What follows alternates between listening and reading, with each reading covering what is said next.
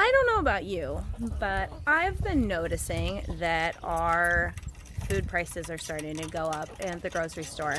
Hi, I'm Sam Groff of Beyond TP and Milk, and I'm here opening my chickens and ready to chat with you about some of the serious things about why Ellie and I created Beyond TP and Milk. So what Ellie and my original venture is the idea that during the pandemic, a lot of people were confused about like what was going on and started, obviously buying up all the, TP and milk and panicking. So there's a lot of other ways to be prepared. And, one of mine is they're my fluffy butts. They're so much fun. Yes, they are cute and cuddly and fun and amazing, and some people would view them as pets. I view them as a resource. They are a sustainable food source for myself and my family. Each chicken for multiple years will give me eggs, and they're amazing layers. I've got a bunch of different breeds that are here on our little property, and we have ones that are really, really good with our kids. So that is their enclosure. So they have a coop, which is the big green thing, and then they have a massive run. Now, again, chickens aren't for everybody. Not everybody has a whole lot of space. But for us, that was a sustainable, easy way for us to be able to take care of things. Now, am I the best chicken farmer? Probably not. There's so much more I'm still learning. Like in the last year, I pulled all of my old CDs that we weren't using anymore, and I put them out. And I thought that they would be fun for a play toy with them. These always hear that chickens need to be entertained. But an added bonus that I didn't realize was by putting these up, it's actually helping us keep predators away. The flash in the nighttime and from the sun distracts the predators and keeps them away. So that's the beauty of the simplicity of sustainability and utilizing the resources that you have on hand and finding out how to make the best out of them.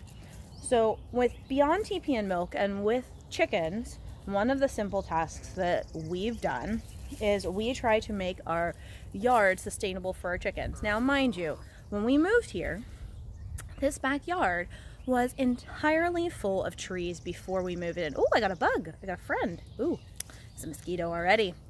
And so that means our whole backyard is super lumpy. We're missing like chunks of ground like there because of roots rotting out in the bottom under the ground. But that means that our ground is super duper fertile. So we have a lot of extra nutrients and things available to us in our soil, but it doesn't look the prettiest for most people.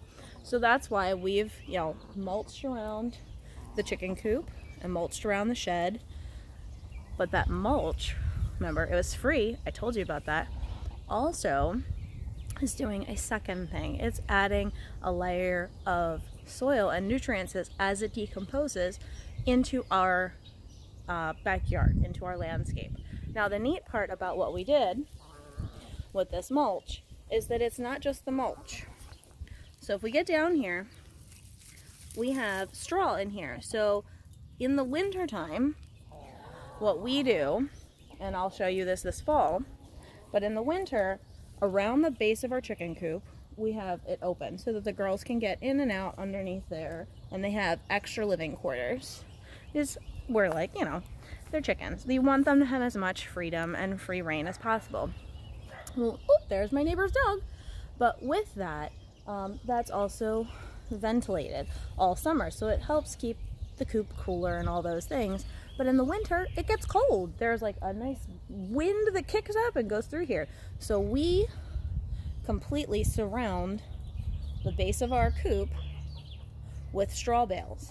Now, that's a twofold exercise. What it does is it's a windbreak, but in the springtime, what we use it for is to create a layer of soil for ourselves. So we put the straw, as you can see my chicken right now dealing with it, underneath the wood chips. And the girls then start mixing it all up because they're chickens. They love to scratch. That scratching, that mixing, brings us a new layer of nutrients and soil. It gives the chickens entertainment. It adds to the health of the ecosystem and sustainability of our yard. And it gives us an easy babysitter for the chickens when they're out and about in the yard, because we do like to let them free rein when we're out here working. So, sustainability and worrying about the food chain is only going to get you so far until you actually start putting it into action. My husband and I started doing this and putting these things into action slowly. Not everything's going to happen overnight. That's the biggest thing I can stress to you. Try one small thing at a time. We tried the straw hay bales, the straw bales underneath the chicken coop 2 years ago. It worked amazing. We did it again this year. The year that we did it the first time, we put the straw directly into our garden beds and we made lasagna. Lasagna gardening. Lasagna beds, whatever you want to call them. And that was effective. So now it's just every year, how do we sustain that sort of stuff to bring it about so that our land, our property, is helping us continue to maintain our stuff. And now, obviously, one of my girls wants to come visit. Where are you? There she goes. There she is. And yes, we name all of our chickens to some extent. So you just got to see Speedy. Well, everybody have a good one. Again, this is Sam Groff signing off for Beyond TPM Milk. Enjoy one small step in sustainability, because I'm telling you right now, we are on the verge of seeing things that we haven't seen in a long time in this country with pricing. So we got to be starting to really come full circle and take care of it in our own homes. All right, have a good one, everybody. Bye-bye.